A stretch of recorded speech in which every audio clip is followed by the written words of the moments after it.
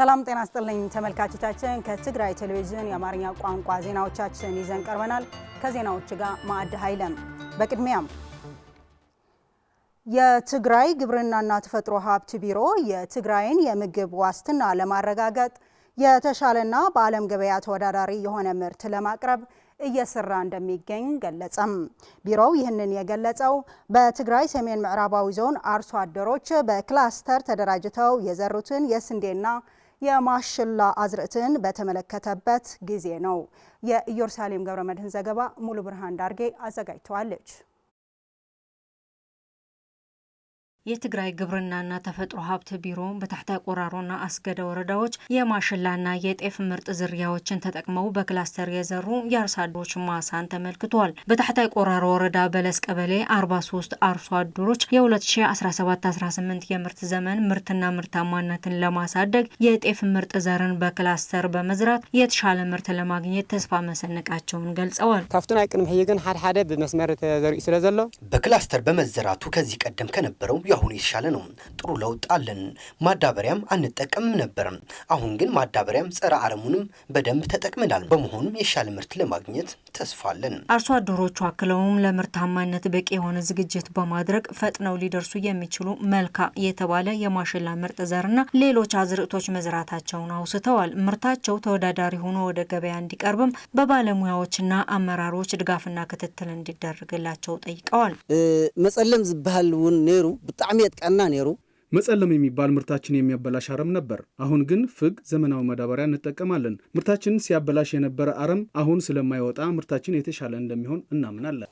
በተነዘራና አድምሕይ እንታይና እንከራኻብ ካሁን ቀደም ስንዘራው የነበረውንና ያሁኑ የትና የት ፍጹም አይገናኝም። በክላስተር ተደራጅተን በመዝራታችንም ፍሬው በጣም ጥሩ ነው ያለው።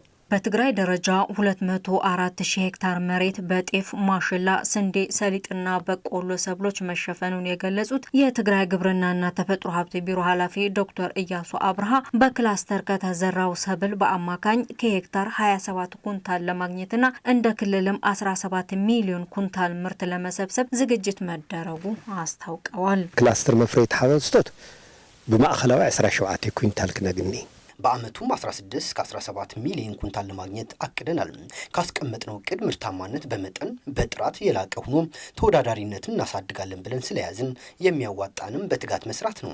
ዶክተር ኢያሱ አክለውም አርሶ አደሮች በክላስተር እንዲደራጁና የተሻለ ምርት ማግኘት እንዲችሉ እየተሰራ መሆኑን ገልጸዋል። መንግስት በዚህ ጉዳይ ላይ ልዩ ትኩረት ሰጥቶ የአርሶ አደሮቹን ተጠቃሚነት ለማረጋገጥ ይሰራልም ብለዋል። ታገጠም ዝኾነ ሓረስቶት ተዘሪናያ በክላስተር ከዘራን ይሻል ይሆናል ብለን ስለምና ምን በጤፍ፣ ማሽላ፣ ስንዴ፣ ሰሊጥ፣ በቆሎ ምናልባትም በዳጉሳም ክላስተር ስላለን ሰሊጥ ለመላክ አቅደናል። በአንዳንድ የትግራይ አካባቢዎች የማሽላ ጤንዚዛ እየታየ መሆኑን ያወሱት ዶክተር ኢያሱ አርሶ አደሩ ምርቱን ለመከላከል ፈጥኖ የተዘጋጁ መድኃኒቶችን ገዝቶ ሊጠቀም እንደሚገባ አስገንዝበዋል። በተጨማሪም በትግራይ ጦርነቱ ያስከተለው ውድመትን ተከትሎ የአርሶ አደሩ የአምራችነት አቅሙ መዳከሙና የሚታረስ በሬ በማጣቱ ግብርናው ቀውስ ውስጥ የወደቀ ቢሆንም የሚደረጉ የመንግስት ድጋፎች የአመራርና የባለሙያ ድጋፍ በማቀናጀት ምርታማነትን ለማሳደግ እየተሰራ እንደሚገኝ የቢሮው መረጃ ያመለክታል። ችግኞችን በማፍላትና ተራራዎችን በአረንጓዴ ልማት በመሸፈን ስራ ላይ በመሰማራታቸው ኢኮኖሚያዊ ተጠቃሚዎች መሆናቸው በዘርፉ የተሰማሩ ወገኖች ገለጹ። ወጣቶችና አርሶ አደሮች በተፈጥሮ ሀብት ልማት ላይ ተጠቃሚ ለማድረግ በትኩረት እየሰራ መሆኑ የትግራይ ግብርናና ተፈጥሮ ሀብት ቢሮ ገልጿል። ለንስሐ ተስፋይ ዘገባ ፉርቱና ገብሩ። በደጉዓ ተንቤን ወረዳ ማይቆራር ቀበሌ የሚገኙ ወጣቶችና አርሶ አደሮች በተለያዩ አደረጃጀቶች በመሳተፍ ችግኝ በማፍላት ተራራዎችን በአረንጓዴ ልማት በማልበስ ኑሯቸውን ለማሻሻል በትኩረት እየሰሩ መሆኑን ይናገራሉ። ማህበር ፍረስ ዋዕትያት ይባላል። ማህበራችን ፍረስ ዋት ማህበር ትባላለች። 47 አባላቶች አሉን። ከተደራጀን 1 አመት አድርገናል። በባህር ዛፍ ተክል ነው ተጠቃሚ ሆን ነው 45000 ነው የተከል ነው። ከነዛ ከተከልናቸው 45000 86 በመቶ የሚሆነው ጸድቆልናል። በጣም ጥሩ ነገር ነው። ተምጣያውን ብዙ ሐገዝ ይحግዝና በቀበሌያችን ጥሩ ድጋፍና ትኩረት እየተደረገልን ነው። እኛም ጥሩ ስራ እየሰራን ነው። ጽቦ ተስፋ ይዘለና ጽቦ ጥሩ ተስፋ አለን ተጠቃሚዎችም እየሆንን ነው ስመለሰስ በስራው አዱ ወጣቱ በአገሩ ተራራዎችን በማልማት ጥሩ ተጠቃሚ የሆነ ነው ስለዚህ ሁሉም ተጠቃሚ መሆን አለበት እላለሁ ከ1000 በላይ አደረጃጀቶች በመፍጠር በተፈጥሮ ሀብት ስራዎች ላይ አርሶ አደሩንና ወጣቱን ተጠቃሚ ለማድረግ እየተሰራ መሆኑንም የደጉዓ ተንቤን ወረዳ የተፈጥሮ ሀብትና ምግብ ዋስትና ጽፈት ቤት አስተባባሪ አቶ ብርሃነ አረጋዊ ይናገራሉ 328 ዝኸውን መንእሰይ 328 ወጣቶች በባህር ዛፍ 802 የሚሆኑ አርሶ አደሮች በተፋሰስ ተደራጅተዋል በየአመቱ በሚሊዮኖች የሚቆጠሩ ተክሎች እየተተከሉ እየጸደቁ ነው ወጣቶችም ተጠቃሚ የሆኑ ነው የአሉላ ማህበር አብነት ብናነሳ 21 ሰው ነው የተደራጁት 516,000 ብር ሽጠዋል አሁን ወደ ገበያ 28 ሚሊዮን ብር አቅርበዋል የተፈጥሮ ሀብት በማልማት ለኢኮኖሚያዊ ጥቅም ለማዋል የተለያዩ ስራዎች እየተሰሩ መሆኑን ደግሞ የትግራይ ግብርናና ተፈጥሮ ሀብት ቢሮ ምክትል ኃላፊ አቶ አለም ብርሃን ሀሪፈዮ ይናገራሉ ተንሰርሐና ሀብት ተፈጥሮ ስራሕቲ የተፈጥሮ ሀብት ስራዎች ከኢኮኖሚና ከኑሮ መሻሻል ጋር ሊተሳሰር ይገባል አሁን ዓለም የአየር ንብረት ለውጥ እየመጣ ስለሆነ ይህንን ለማስተካከል ያደጉ ሀገሮች የተለያዩ ስራዎች እየሰሩ ነው በተፈጥሮ ሀብት እኛም ይህንን ለማጠናከር እየሰራ እንገኛለን እስካሁን የሰራነው ጥቂት ነው ይህን ችግር ለመቅረፍ በትኩረት እንሰራለን እነሱም ይደግፉናል የትግራይ የቀዶ ሕክምና ባለሙያዎች ከፍተኛ ዓለም አቀፍ ደረጃ አግኝተዋል። የትግራይ የቀዶ ሕክምና ሐኪሞች ዶክተር ሪኤ ኢሳያስና ዶክተር ክብሮም ገብረስላሴ በአሜሪካ የቀዶ ሕክምና ባለሙያዎች ማህበር የከፍተኛ ማዕረግ ተሸላሚ ሆነዋል። በአይደር ስፔሻላይዝድ ሆስፒታል መምህራንና የቀዶ ሕክምና ሐኪሞች የሆኑት እነዚህ ባለሙያዎች በቀዶ ሕክምናው መስክ የሚጠበቅባቸውን መመዘኛዎች አሟልተው ከፍተኛውን ደረጃ አግኝተዋል። ዶክተር ሪኤ ኢሳያስ ለትግራይ ቲቪ ኒው ሚዲያ ክፍል በሰጡት መግለጫ ባገኙት ስኬት መደሰታቸውን ገልጸዋል። በጦርነት በተፈተነ ማህበረሰብ ውስጥ እንዲህ አይነት ድንቅ ባለሙያ የማግኘት እድሉ ጠባብ ነው ያሉት ደግሞ የዶክተር ሪኤ ጓደኛ የሆኑት ዶክተር መሐሪ አብርሃ ናቸው። ትግራይ ውስጥ በውስን የህክምና ቁሳቁስ እየሰሩ ይህን ያህል ስኬት ማስመዝገብ ትልቅ ጥረት ይጠይቃልም ብለዋል።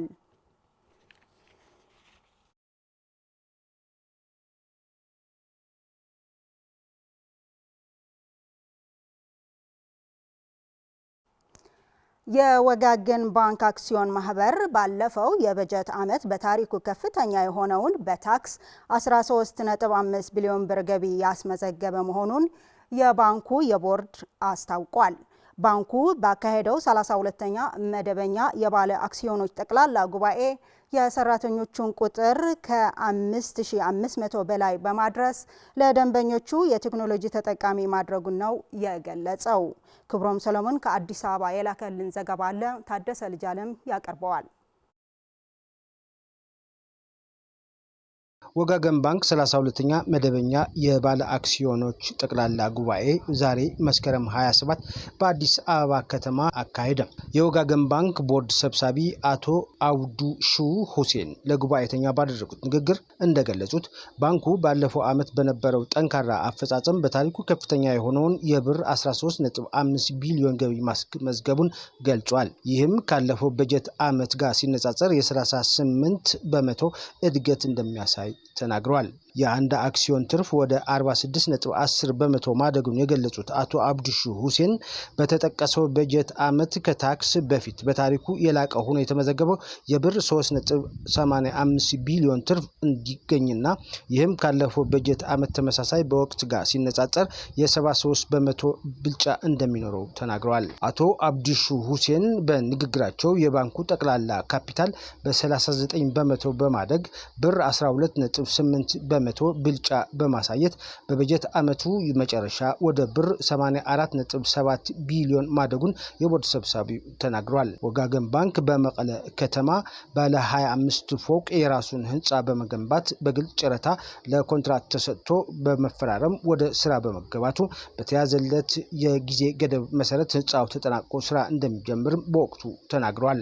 የቦርድ ሰብሳቢው ባንኩ በመላው ሀገሪቱ ለሚገኙ ዜጎች የስራ ዕድል በመፍጠር ባለፈው ዓመት የሰራተኞቹ ብዛት ወደ 5553 መድረሱን ተናግረዋል። በከፈታቸው 455 ቅርንጫፎች መደበኛ ከወለድ ነፃ ቀልጣፋ አገልግሎት እየሰጠ የሚገኝ ሲሆን የደንበኞች ፍላጎት ይበልጥ ለማርካት የኢንተርኔት ባንኪንግ፣ የሞባይል ባንኪንግ፣ የካርድ ባንኪንግ እና የወኪል ባንክ አገልግሎቶችን በ398 ኤቲኤም 467 የክፍያ ማስፈጸሚያ ማሽኖች እንዲሁም በ1706 የወኪል ባንክ መረብ አማካይነት ተደራሽ በማድረግ ላይ እንደሚገኝም በጉባኤው ወቅት ተገልጿል። ለትግራይ ቴሌቪዥን ለተጠናቀረው ዘገባ ክብሮም ሰሎሞን ከአዲስ አበባ።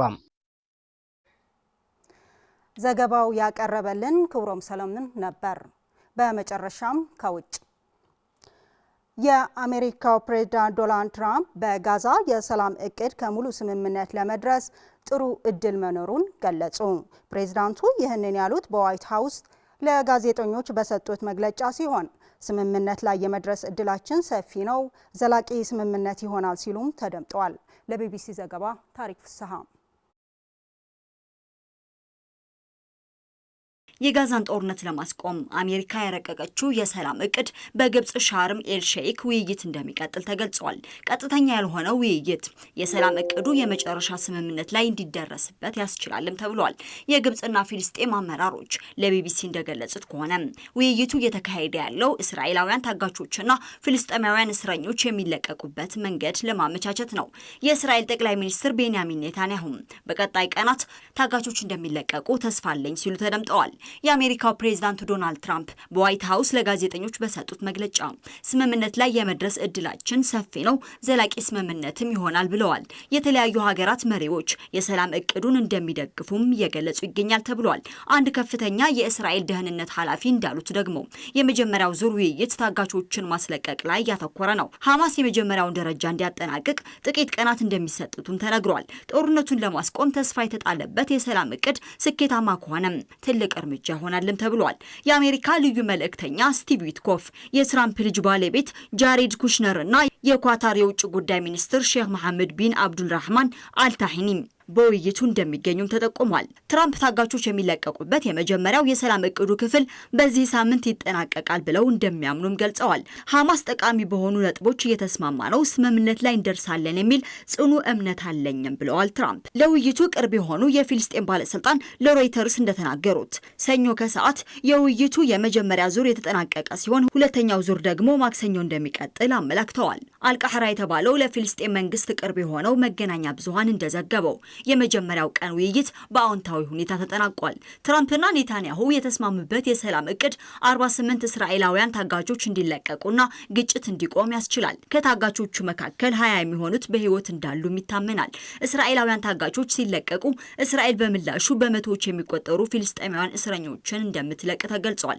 ሁለቱም ወገኖች በሰላም እቅዱ ከተስማሙም በአፋጣኝ ወደ ጋዛ ሰርጥ ሰብአዊ እርዳታ ይገባልም ተብሏል። ሐማስ ጋዛን የማስተዳደር ሚና እንደማይኖረው የሚገልጸው የሰላም እቅዱ በቀጣይ ፊልስጤም እንደ ሀገር የምትተዳደሩበትን በር ይከፍታል። ኔታንያሁ ግን የፊልስጤም ሀገርነት ተቃውመዋል። ሐማስ የሰላም እቅዱ ቅድመ ሁኔታዎች እስከተሟሉ ድረስ ሁሉንም ታጋቾች እንደሚለቅ አስታውቋል። የጋዛ ሰርጥ በገለልተኛ ፖለቲከኞች እንዲመራ የሚያስችል ስምምነት ላይ ሊደረስ እንደሚችልም ተጠቁሟል። ይህ አስተዳደር በፊልስጤማውያን ብሔራዊ ስምምነት ያለውና በአረብ ሀገራት የሚደገፍ መሆኑ ተገልጿል። ሐማስ የሰላም እቅዱን አስመልክቶ ባወጣው መግለጫ ትጥቅ ማውረዱን በተመለከተ በቀጥታ ያለው ነገር የለም።